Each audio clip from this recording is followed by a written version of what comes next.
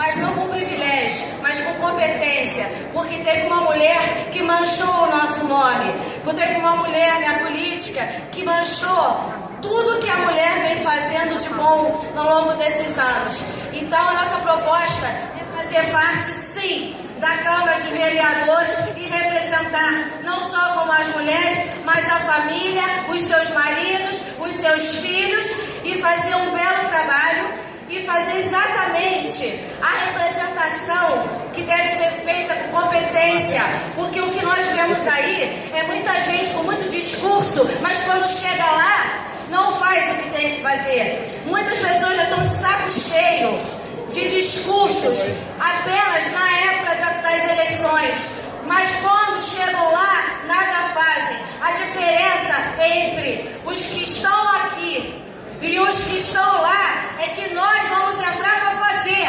Nós vamos fazer a mudança no Rio de Janeiro. O Rio de Janeiro tem, sim, competência para melhorar sempre. E eu tenho esperança. E com a família Bolsonaro, nós vamos fazer a mudança do município do Rio de Janeiro. E se Deus quiser, o estado do Rio de Janeiro e nosso querido Jair Bolsonaro será, se Deus quiser, o nosso presidente em 2018. E eu, como mulher e como guerreira que sou, estarei lá em frente da batalha para transformar Jair Bolsonaro no nosso futuro presidente.